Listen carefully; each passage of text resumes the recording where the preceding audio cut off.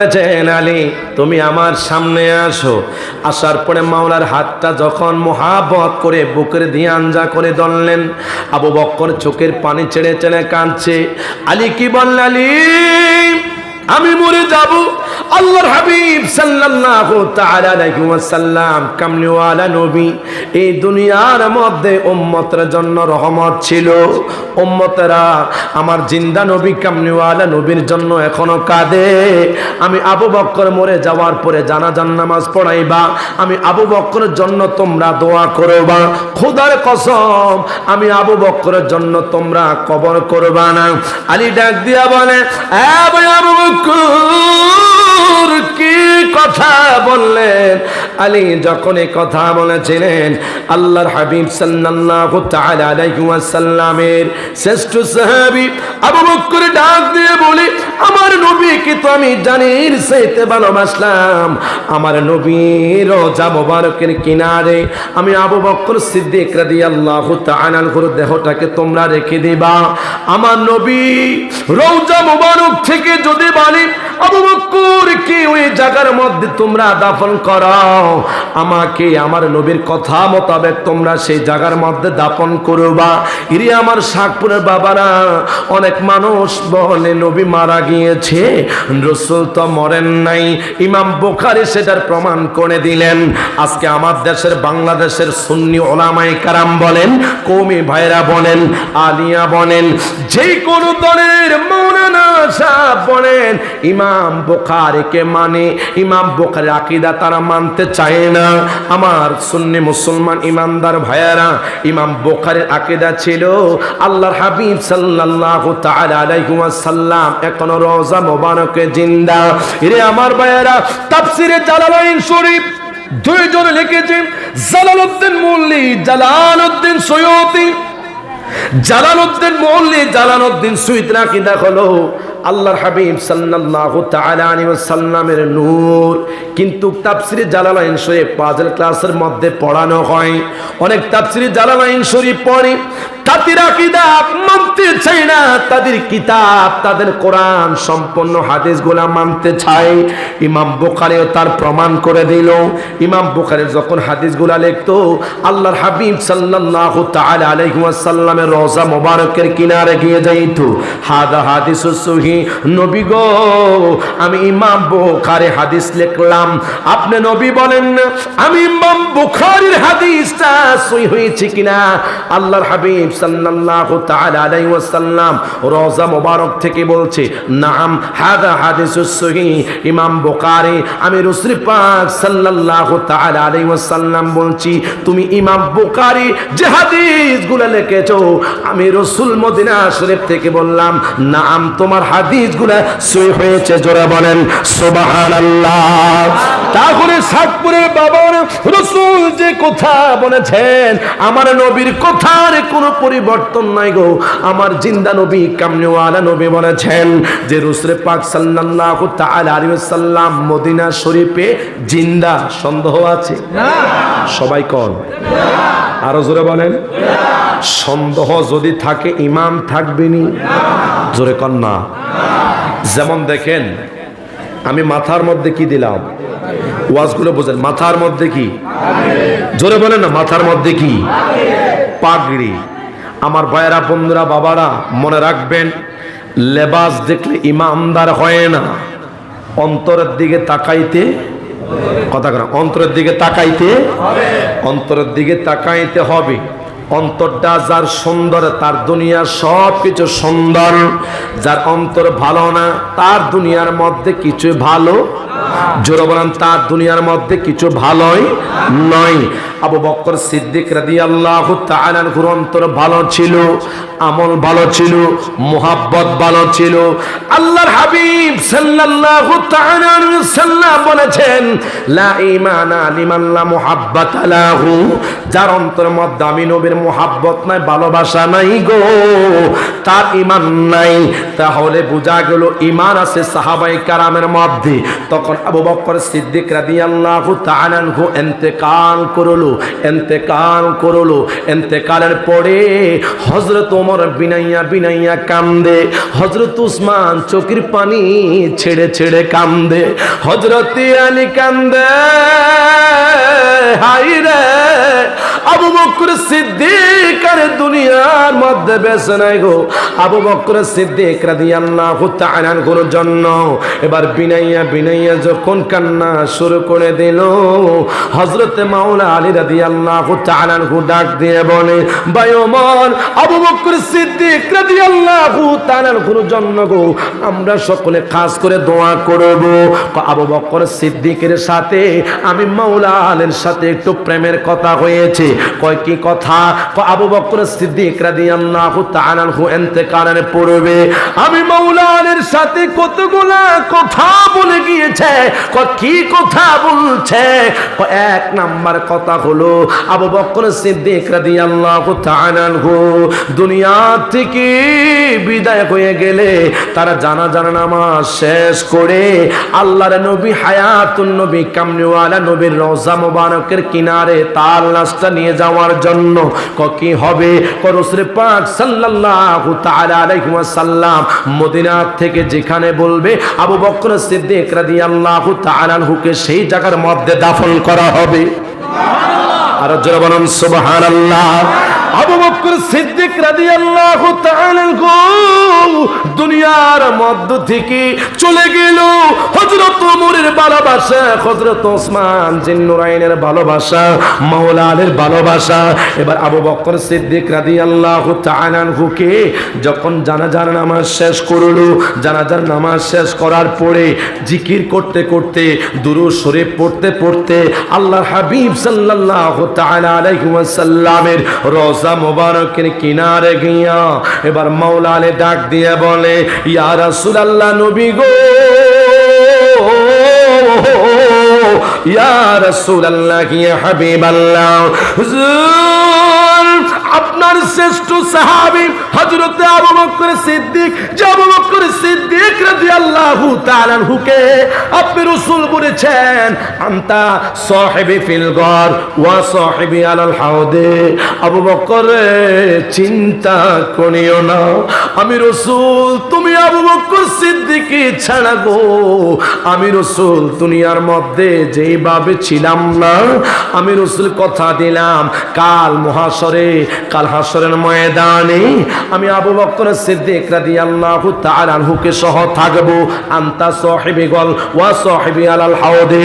আয় আবু বকর সিদ্দিক রাদিয়াল্লাহু তাআলা আনহু, আমি রাসূল কথা দিলাম হাউজে কাউসারের পাশে গো আমি রাসূল পাক সাল্লাল্লাহু তাআলা আলাইহি ওয়াসাল্লাম দাঁড়িয়ে থাকবো, আর তুমি আবু বকর সিদ্দিক ও আমি রাসূলের পাশে দাঁড়িয়ে থাকবা। আরো জোরে বলেন সুবহানাল্লাহ, আরো জোরে বলেন সুবহানাল্লাহ। তাহলে আবু বকর সিদ্দিক রাদিয়াল্লাহু তাআলা আনহু কে আমার রাসূল ভালোবাসে। এবার মাওলা আলী রাদিয়াল্লাহু তাআলা আনহু কাঁদছে। রাসূলের রওজা মুবারকের কিনারে গিয়া আবু বকর সিদ্দিক রাদিয়াল্লাহু তাআলা আনহুর দেহটাকে নিয়ে রেখে দিলেন। অগণিত সাহাবায়ে কেরাম দাঁড়িয়ে আছেন। আল্লাহর হাবিব সাল্লাল্লাহু তাআলা আলাইহি ওয়াসাল্লামের রওজা মুবারকের কিনারে গিয়া রাসূল পাক সাল্লাল্লাহু তাআলা আলাইহি ওয়াসাল্লামের দরবারে আরজ করেছে, ইয়া রাসূলুল্লাহ, নবী গো, ওগো মায়ার নবী, জিন্দা নবী, কামলিওয়ালা নবী। আবু বকর সিদ্দিক রাদিয়াল্লাহু তাআলা আনহু বলছে, গো নবীজি, আপনি বলে দেন না আবু বকরকে কোথায় দাফন করব। ইয়া রাসূলুল্লাহ, ইয়া হাবিবাল্লাহ, হুজুর আপনার কথা মোতাবেক আবু বকরকে দাফন করব। আল্লাহর হাবিব সাল্লাল্লাহু তাআলা আলাইহি ওয়াসাল্লাম আহারে রওজা মুবারকের থেকে কোনো আওয়াজ আসে না। মাওলা আলী জায়নামাজটা বিছাইয়া সিজদায় পড়ে গেল। এরে আমার সাতপুরের বাবারা, মনে রাখবেন জীবনে বহুত অন্যায় করেছেন, অনেক গুনাহের কাজ করেছেন। যদি মাওলার দরবারে সিজদায় পড়ে যান, আমার আল্লাহ সিজদার বিনিময় ৭০,০০০ গুনাহগুলি মাফ করে দিতে পারে। আরো জোরে বলেন সুবহানাল্লাহ। আমরা গুনাহগার ডাকি বারে বার, ও মাওলা তুমি দয়া না করিলে, তুমি ও মাওলা তুমি দয়া না করিলে দয়া পাবো কার? আমরা গুনাহগার, বলেন না আমরা গুনাহগার ডাকি বারে বার, বলেন আমরা গুনাহগার ডাকি বারে বার। ও মাওলা তুমি দয়া না করিলে, তুমি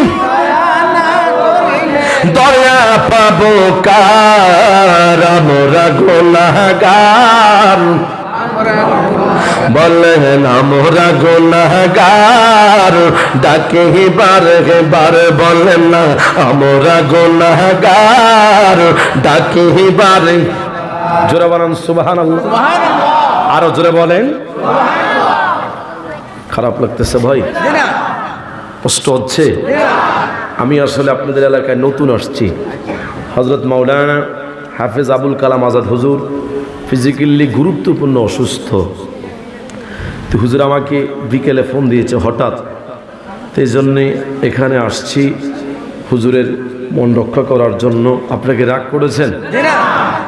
আল্লাহ হুজুরকে শেফা আজলা দান করুন, জোরে বলুন আমিন। এক এক পুলের এক এক গ্রাম। শোনেন, যেমন আমি ওয়াজটা করতেছি, অনেক মানুষ থেকে খারাপ লাগবে। জাদাতুহুম ঈমানা, নবীর কথা যতই শুনবেন ততই ভালো লাগবে। সুবহানাল্লাহ বলেন। আজ পর্যন্ত এই মসজিদ কত সালে স্থাপিত আমি সেটা জানি না, মনে করেন শুরু থেকে এ পর্যন্ত মসজিদে সলাতুল এশা হয়, ফজর হয়, আসর, মাগরিব, জোহর ইত্যাদি 5 ওয়াক্ত নামাজ হয় কি হয় না? সবাই কোন হয় কি হয় না? এই 5 ওয়াক্ত নামাজের মধ্যে সূরা ফাতিহাটা পড়ে। ফাতিহা পড়েন না? সবাই পড়েন না? আচ্ছা, ফাতিহা ছাড়া নামাজ হবে না? জোরে বলেন, ফাতিহা ছাড়া নামাজ হবে না? এই সূরা ফাতিহাটা যদি না পড়েন নামাজ হবে না। যতই শুনি ততই ভালো লাগে। হাইরে, কোরআনের মধ্যে এত মধু কেন? কোরআনের মধ্যে তো তাসির কেন? আইরে আল্লাহ, তুমি এত সুন্দর কোরআন নাজিল করেছো, যতগুলো মানুষ শুনে ততই ভালো লাগে। আর প্রত্যেকটি নামাজের ওয়াক্ত হাফেজ সাহেবরা, মাওলানা সাহেবরা যখন তেলাওয়াত করে সামনের কাতারে দাঁড়িয়ে পিছনে মুসল্লিরা শুনে কতই ভালো লাগে। ফজরের নামাজে প্রত্যেকটি মানুষের চোখের মধ্যে একটু ঘুমের ভাব হয়। যেই মাত্র আমরা কোরআন তেলাওয়াত শুনি ঘুম চলে যায়। সবাই বলেন না, ঘুমের আর সেই নেশাটা থাকে না। কোরআন এত মধুর, অন্তরের মধ্যে তাসির লাগে। আমার আল্লাহ বলে, তোমরা কি জানো না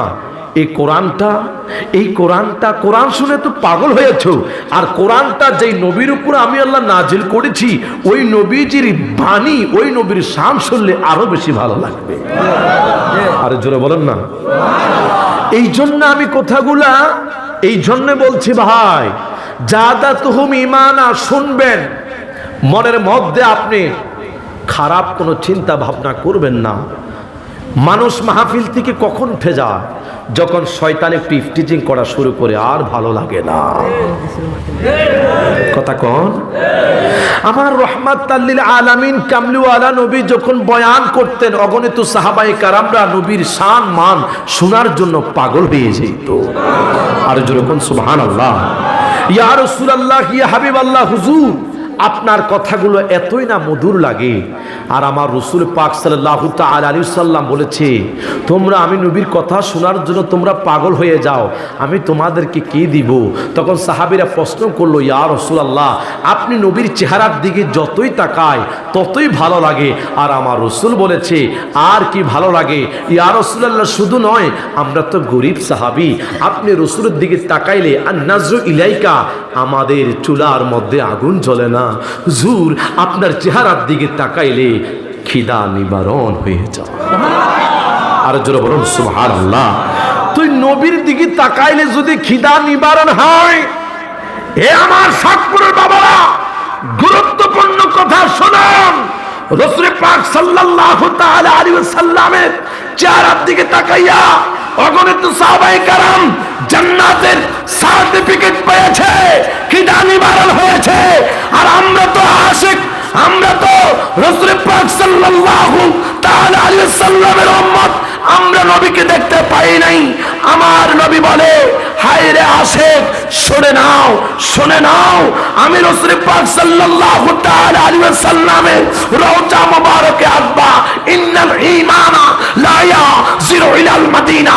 তোমাদের শান, তোমাদের মান, তোমাদের অন্তর যখন আমি নবীর রওজা মুবারকের দিকে থাকবে, আল্লাহর কসম দিয়ে আমি রাসূল বললাম, 24 ঘন্টা সোনার মদিনা আশিকের দিল যদি পড়ে থাকে, তার ঘরে আমি রাসূল বাঙ্গা করে হাজির হয়ে যাব, হাজির হয়ে যাব। ডান হাত তোলা, বলুন ঠিক কিনা? আর যারা বলেন ঠিক কিনা? এই আকীদা আমাদের আছে না নাই?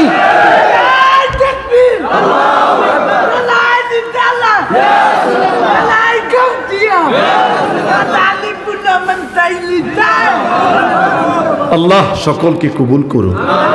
আরো জোরে বলেন আমিন। দুরূদ শরীফ পড়েন, আল্লাহুম্মা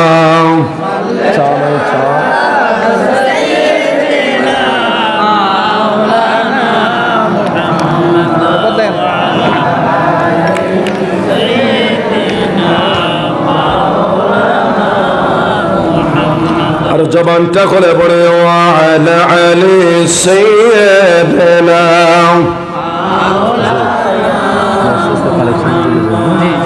وعلى علي سيدنا আমার সোনার মদিনা, আমার প্রাণের মদিনা, ও আমার সোনার, ভুলিব না তোমায় আমি, বলতে পারি না, আমার সোনার মদিনা, আমার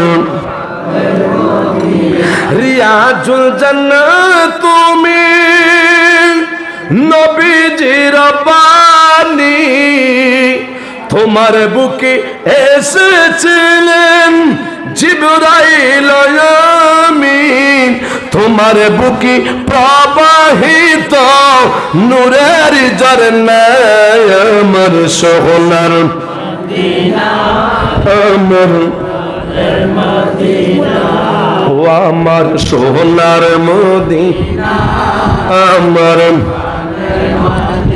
সবাই বলেন মারহাবা। আরো জোরসে বলি মারহাবা। আমার সুন্নি মুসলমান ইমানদার ভাইয়েরা, আর 15 থেকে 20 মিনিট কথা বলে আমার আলোচনা আমি শেষ করে দেব। আবু বকর সিদ্দিক রাদিয়াল্লাহু তাআলা আনহু রাসূল পাক সাল্লাল্লাহু তাআলা আলাইহি ওয়াসাল্লামের রওজা মোবারকের পাশে রাখলো। আলী সিজদার মধ্যে পড়িয়া ডাক দিয়া কয়, ইয়া রাসূলুল্লাহ, হাবিবাল্লাহ, নবী গো, ও গো মায়ের নবী, জিন্দা নবী, কামলিওয়ালা নবী। আবু বকর সিদ্দিক, আপনি রাসূল ভালোবাসেন না?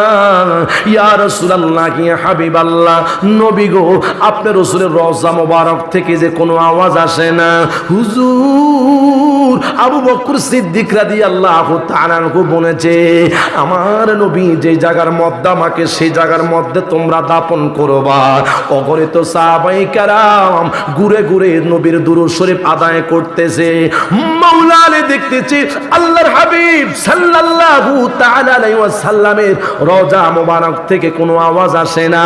মাওলা আলী টেনশনে পড়ে গেল। কিছুক্ষণ পরে মাওলা আলী যখন কান্না শুরু করে দিল, আমার নবীর রওজা মোবারক থেকে আওয়াজ আসে রে। আমার পাগল সাহাবী আবু বকর সিদ্দিক যে কথা বলছেন, আবু বকর সিদ্দিক রাদিয়াল্লাহু তাআলা আনহুকে কোথায় তোমরা দাফন করবা না? আবু বকর সিদ্দিক রাদিয়াল্লাহু তাআলা আনহু আমি রাসূল অনেক ভালোবাসে, মুহাব্বত করি। আমার নবী ডাক দিয়া বলে, আলী গো, আমার আবু বকর সিদ্দিককে আমি নবীর পাশে তোমরা দাফন করো। আরো জোরে বলুন আল্লাহু আকবার। ইয়া রাসূলুল্লাহ, নবী গো, ও মায়ের নবী, নবীজি, ও রাহমাতাল লিল আলামিন কামলিওয়ালা নবী, আপনি রাসূল পাক সাল্লাল্লাহু তাআলা আলাইহি ওয়াসাল্লাম বলছেন, নবী গো, হযরত মাওলা আলী রাদিয়াল্লাহু তাআলা আনহু বিনাইয়া কান্দে, ইয়া রাসূলুল্লাহ, ইয়া হাবিবাল্লাহ, নবী গো, আপনি বলেছেন আপনি রাসূল পাক সাল্লাল্লাহু তাআলা আলাইহি ওয়াসাল্লামের রওজা মুবারকের পাশে হযরত মাওলা আলীকে দাফন করার জন্য রাসূল পাক সাল্লাল্লাহু তাআলা আলাইহি ওয়াসাল্লাম বলছে, আমার পাশে ঘুমাবে হযরত আবু বকর, তারপরে হযরত ওমর রাদিয়াল্লাহু তাআলা আনহু ঘুমাইবে। বন্ধুরে আমার, হ্যাঁ আমার কুমিল্লার বাবারা, আমার বড়ুয়ার পর্দানিসীন মা বোনেরা, আপনারা খুব খেয়াল করে শুনেন না গো, ও সুন্নি মুসলমান ইমানদার ভাইয়ারা, এই জন্য গো প্রত্যেকটি মানুষ এক একটা আশা আহঙ্কার থাকে। এমন কিছু মানুষ দুনিয়ার মধ্যে করে তার কবরটা মসজিদের পাশে হয়, এমন কিছু কবর দুনিয়ার মধ্যে পাওয়া যায়। আপনার মার কবর রয়েছে, আপনার বাবারও কবর রয়েছে। আজকে দুঃখের সাথে কথা বলি, কত সন্তান মা বাবা হারাইয়া কান্দে, কিন্তু মা বাবার জিয়ারতটা ঠিক মতো করতে চায় না, আছে না নাই? আরো জোরে বলেন, আছে না নাই? বন্ধুরে আমার, হে আমার সুন্নি মুসলমান ইমানদার ভাইয়েরা, মা বাবার জন্য সবসময় দোয়া করবা, মায়ের জন্য দোয়া করবা রে, বাবার জন্য দোয়া করবা। এই জন্য তুমি যখন মারা যাইবা, অসুস্থ হইয়া যাইবা, তোমার সন্তানকে তুমি বলবা, বাবা গো, আমি যখন দুনিয়ার মায়া ত্যাগ করে কবর দেশে চলে যাইব, তুমি বাবা প্রত্যেক দিন ফজরের নামাজের পরে আমার কোরআন শরীফ তেলাওয়াত করে আমার কবর পাশে দাঁড়াইয়া দাঁড়াইয়া জিয়ারত করবা। ওরে বাইরে, আপনার জীবনটা তখন ধন্য হয়ে যাইবে। হায়রে এমন কিছু মা, এমন কিছু বাবা এখনো অন্ধকার কবরে আছে, দিন দুপুরে মানুষ সেই কবরস্থানে গিয়ে জিয়ারত করার সুযোগ হয় না। হায়রে বন্ধুরে আমার সুন্নি মুসলমান ইমানদার ভাইয়ারা, এই জন্য আমি বলি, হায়রে এমন একটা জান্নাতুল মুআল্লা, জান্নাতুল বাকিতে যারা ঘুমিয়ে আছেন, তাদের জীবনটা কত ধন্য। আবু বকর সিদ্দিক রাদিয়াল্লাহু তাআলা আনহুর জীবন কত ধন্য। দুনিয়ার মধ্যে রাসূলকে আমি আবু বকর সিদ্দিক জানার চাইতে ভালোবেসেছি। আমি রাসূল পাক সাল্লাল্লাহু তাআলা আলাইহি ওয়াসাল্লামের সাথে থাকতে চাই। কেন গো? দুনিয়ার মধ্যে আমার নবীর সাথে প্রেমের কথা হয়েছে, আমার নবী তো মরে না, নবীর সাথে যেভাবে দুনিয়ার মধ্যে কথাবার্তা হয়েছে, আমি আবু বকর সিদ্দিক রাদিয়াল্লাহু তাআলা আনহু রওজা মুবারকের পাশে ঘুমাইলে গো, আমার নবীজির মুহাব্বতের গ্রাম, আমার হায়াতুন নবী কামলিওয়ালা নবীর রহমত পেয়ে যাব। আরো জোরে বলুন আল্লাহু আকবার। ও নবীর প্রেমী।